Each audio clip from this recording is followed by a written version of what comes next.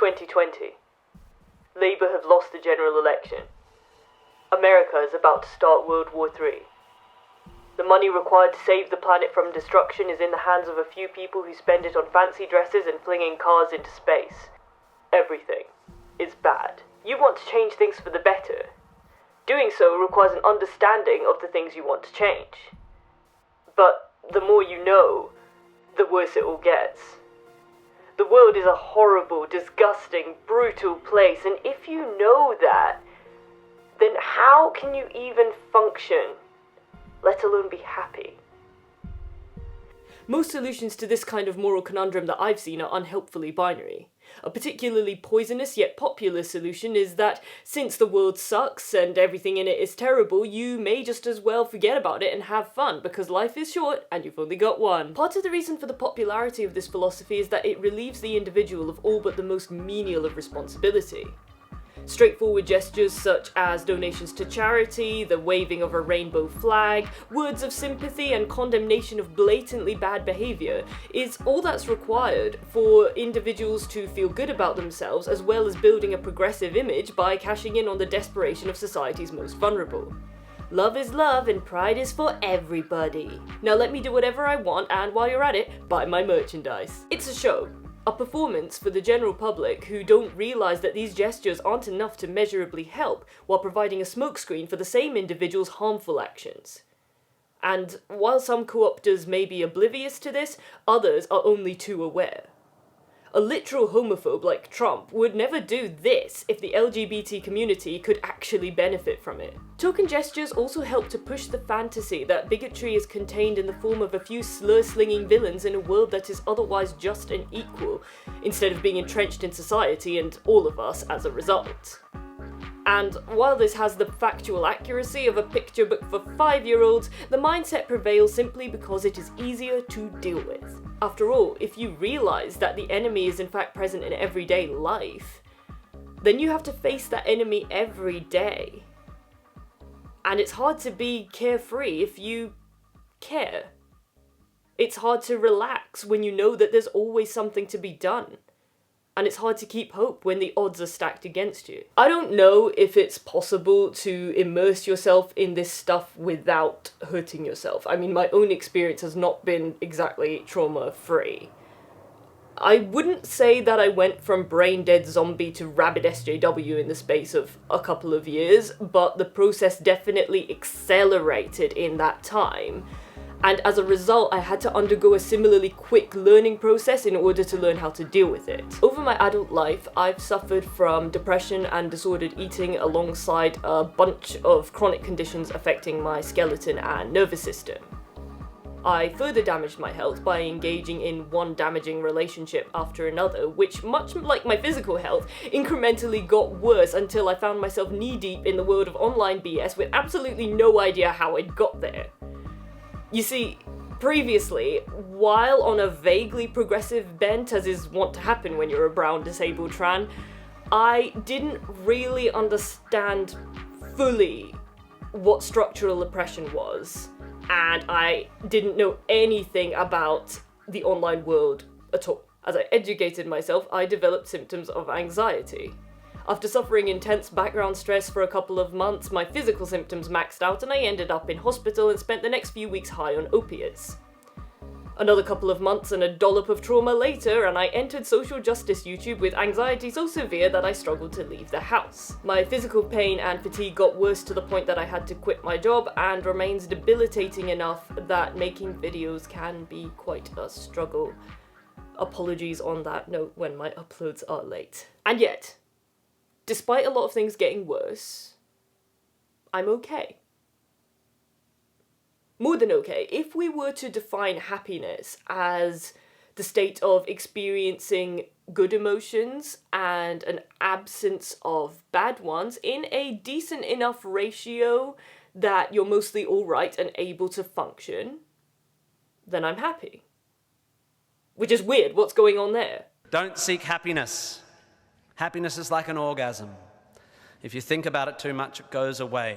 Against this advice, I've been thinking about it rather a lot. Leftist YouTube is dominated by intellectual discourse, which is great, But at the same time, I feel like maybe we need to put a bit more focus on looking after ourselves and each other so that we are capable of doing anything with that information. Because my recent learning has been quite conscious and deliberate, and it's all quite fresh in my mind, I thought it might make sense to begin the new year by sharing some of that information. This video might not be useful to you, it might be completely irrelevant, whatever. I don't have all the answers, and obviously a lot of my personal circumstances are down to factors outside of my control.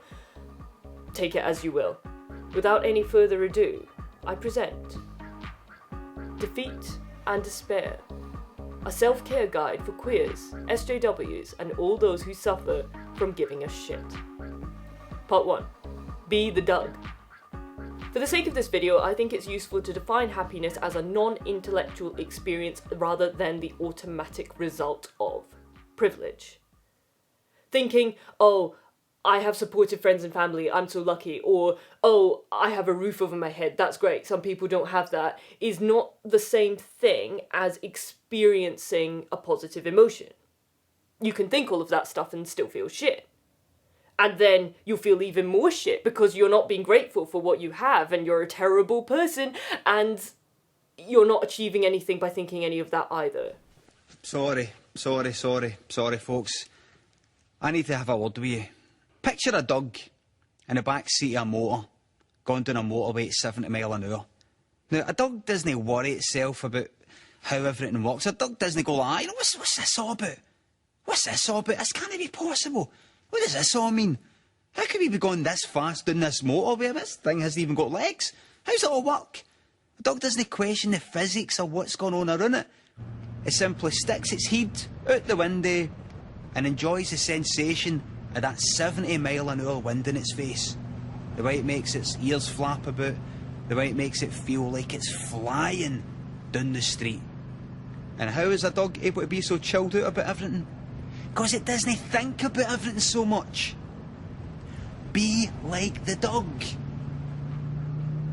But how? Well, in order to feel something, you need to be present. You need to experience it. Dissociation is the process by which an individual retreats into their own mind and isn't mentally present in their own surroundings. Now, to some degree that's normal. Daydreaming is technically dissociation. But some of us do this to a more extreme degree as a way of dealing with negative situations. Typically, we start doing this as children and then it becomes a habit that we don't know how to break. I didn't realise until relatively recently that dissociating to the extent I do is not necessarily normal, even though I was losing probably collectively days to my own mind. I didn't even bother to try doing things in the real world sometimes because I wouldn't really be able to experience it anyway. There are a couple of things I found that have been really helpful for this.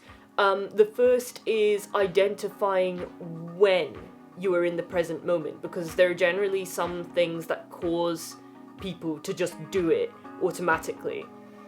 For me, it's conversation. I can't half listen to someone. I either have to be fully engaged or I can't hear the person. So identifying that as something that makes me present helped me to understand what being present feels like. And once I understood that, it was easier to make it happen on purpose. Simple meditative techniques focused on calming and centering yourself can also be really useful for this. Of course, the risk of being more present is that you'll feel more bad stuff too, but acknowledging that something bad has happened is essential to allowing it to exit your system, counterproductive as it can feel to wallow in sadness at first. Remember the dog. The dog doesn't think, oh, I should be more mature than this, I should get a grip, I'm being so ungrateful for my privilege, other dogs don't have beds. It just gets upset and cries in the corner. Go cry in the corner. Go cry about how crap your life is. Even if it's not that crap, you still have feelings and they have to be acknowledged and dealt with. Otherwise, they'll fester in the darkest corner of your mind and come out in all sorts of weird and disturbing ways. If you want evidence of this, just go look at, drunk men in the pub. It's horrible. Don't be the drunk man. Be the Doug. Part 2. Acceptance without acceptance. Counterintuitive as it might sound, I would say that an important part of being able to change society is being able to accept it for what it is. Be okay with racism, corporate greed, and global warming. No, what I mean is accept your own limited control and understand your positionality. This way, on one hand, you don't waste your time, and on the other, you will be able to enjoy life and resist more effectively. Accept in order to not accept better.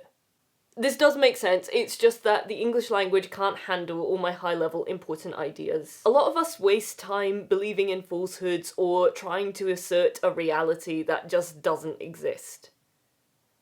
In my case, I had this wild idea for a while that if I was clearly, demonstrably, scientifically correct about something, then an opponent would have to accept it, when in reality that is not how people work. Becoming okay with this has made it easier to just forget about online trolls. It's made it easier to accept when I couldn't get through to people I actually cared about. It made it easier to let go.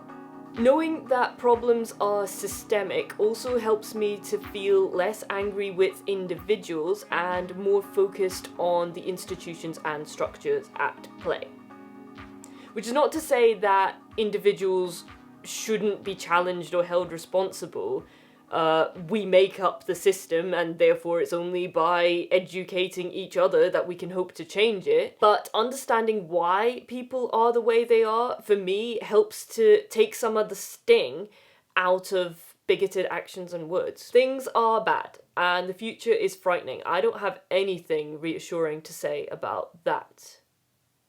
All I can say is that there's just no point stressing about it more than is practically useful. You want to think about it enough that you know what's going on and that you do something, but once you're already doing everything you can, then enjoy life on the hellscape, because it's the only one you've got, and you want to be enjoying it right now, right? Not once we've eradicated sexism, racism, and transphobia, because that isn't going to happen. Not in our lifetime. And it's better to accept that than to be continuously upset and frustrated by it. Progress isn't one big revolution. It often isn't even a linear series of achievements. It's a game of snakes and ladders with disproportionate numbers of snakes and squares to infinity. But that doesn't mean it's pointless. Look how far we've come. Look how much people before us did. If they hadn't laid that foundation, we wouldn't be able to build upon that now. So it's essential that we do the same groundwork to enable future changes to be possible. I'm not saying don't have feelings, feelings are valid, we've already discussed that. I'm saying understand your aims. You can't make everything better right now, so don't hold yourself to that. Don't punish yourself for stuff that's completely outside of your control. Be more forgiving to yourself and to the world that you live in. Not to the extent that you stop trying to change it, but simply to the extent that you aren't destroyed by the sheer weight of it before you've focused your energies into resistance. The next step is to identify what you as an individual can do to help. There's no point just sitting around feeling emotions, do something with them. But to make the most difference, you want to focus your efforts where you personally can be the most effective. This is going to look different for everyone because it will vary depending on your circumstances and your skill set.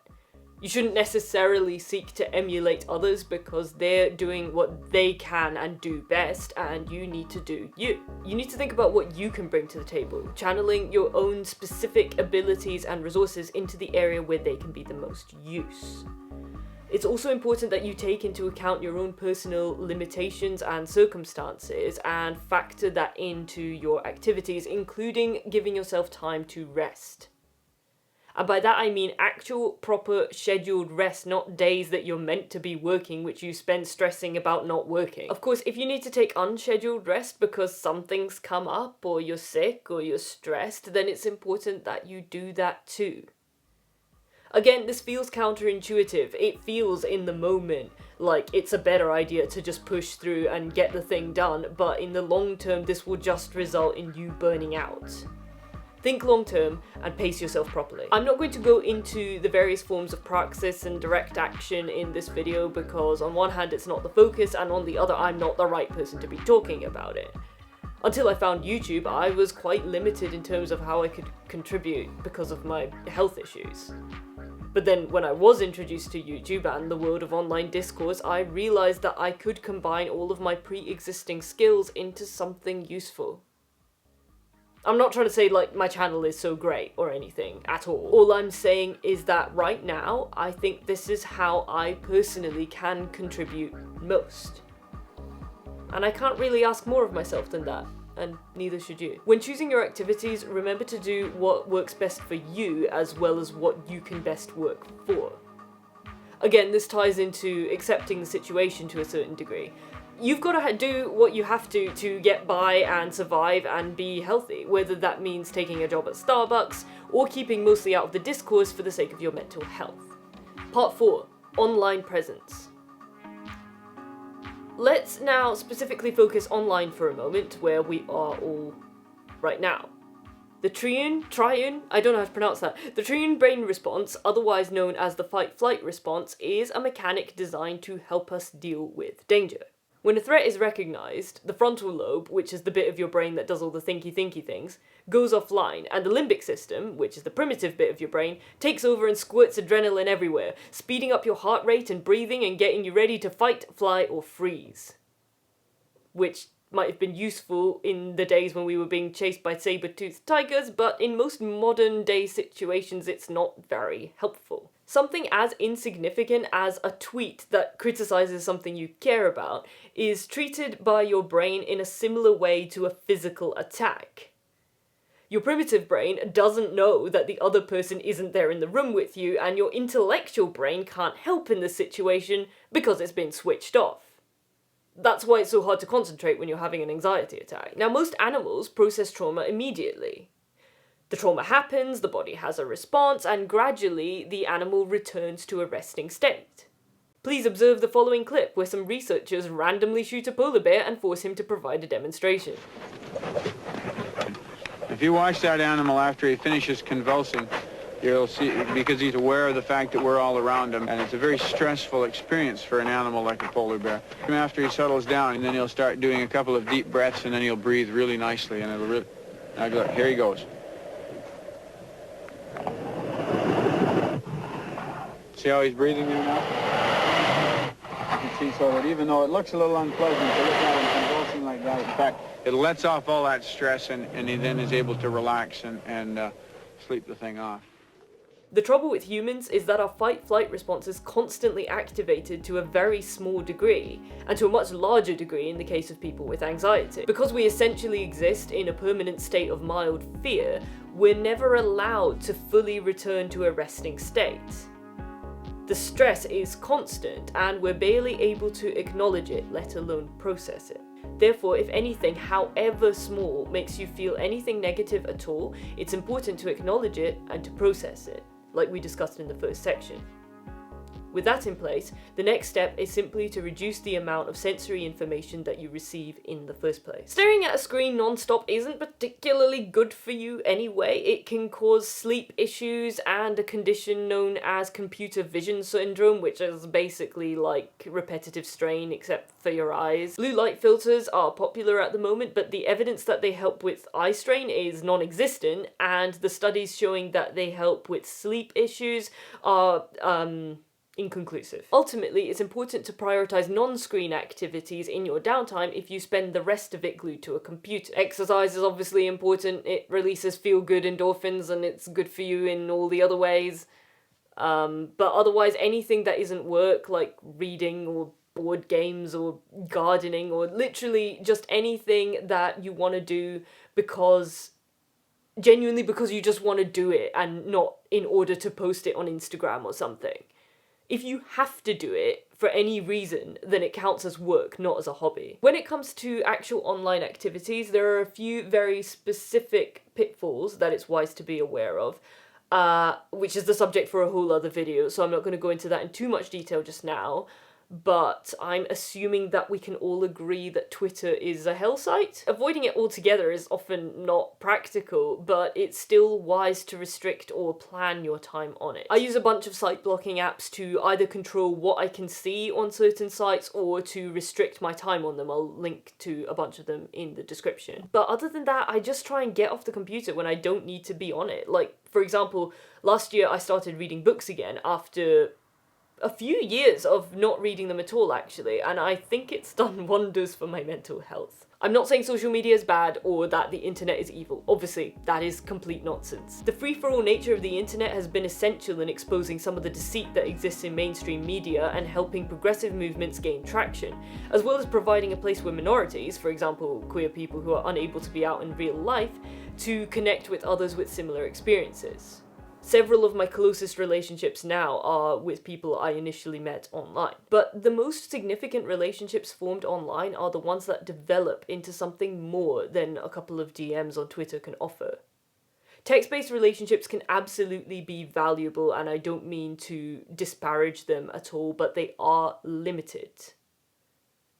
An online relationship is just not the same thing as an IRL relationship, and it shouldn't be seen as interchangeable. Humans are by and large social animals, and positive real-life interaction is a requirement for most people to be happy. Having those kind of relationships is definitely one of the biggest reasons that I am. So it's important to seek those out, especially if you think you're too sick, because those people might be part of the cure. Another factor that gets neglected a lot, particularly in the UK, I think, is just touch. I'm not necessarily talking sexual, the importance of which I think is incredibly overstated most of the time, but just simple physical contact with other human beings. If you're not actively touch averse, then you're likely to benefit from affection. Hug your friends. Watch a film snuggled up together. Be a cute pile of rats. And how do you know if it's okay to be a pile of rats? Well, ask. And then continue to periodically check in on how the other person is feeling, like good rats, I mean friends, should anyway, and then you can all benefit from touchy-feely endorphins. Because the thing is, humans are really quite basic when it comes to our emotions.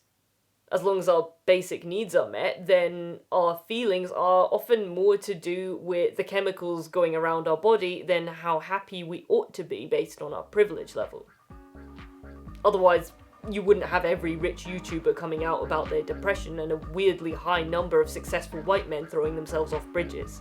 It's almost as if valuing the ever-increasing validation of strangers and statistical growth at the cost of ethics might be damaging to your mental health. It's almost as if being the unwitting, non-malicious perpetrators of patriarchy and white supremacy damages average men in a way that they are never able to recognize, let alone address. And this is where those of us who know about oppression, particularly those who know by experience, might fare better. Part 5. Solidarity and Purpose. Among marginalised groups, solidarity and support networks tend to exist automatically, to the extent of even providing chosen families for those rejected by their original ones. Seeking those out can take some work, but it's important to do that.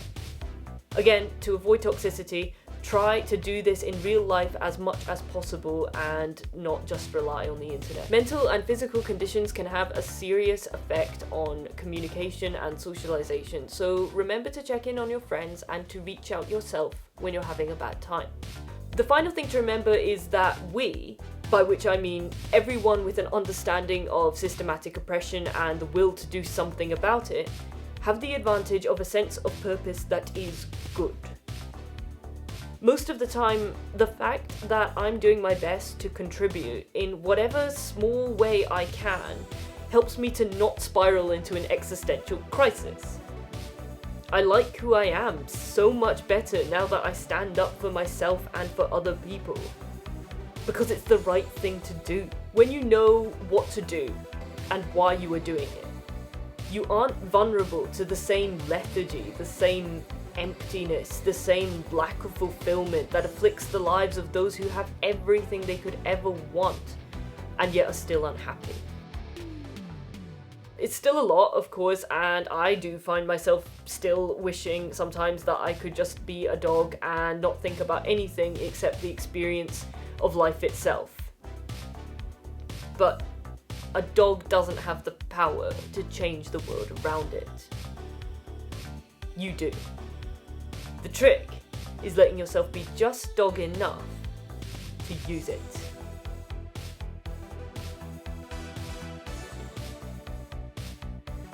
Special thanks to my monthly coffee supporters, Danny Cron, Isaac DF, Evalshin, Jake, Jeffayette, Kaylee, Sanzat, TX Watson, Yasari Anon, Tree, and Zotuza. I hope that this video was helpful to you. If it was, please consider becoming a supporter on my Ko-fi, and if it wasn't, then please consider passing it along to someone who might find it helpful. And liking and subscribing and all of that stuff. I can also be found posting selfies on Instagram, shitposting on Mastodon, and deeply resenting the bird site.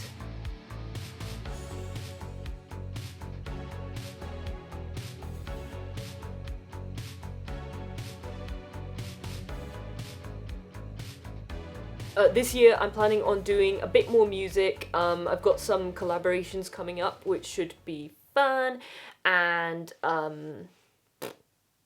I think I'll also, in addition to videos that are more like this, I think I might do a little bit more of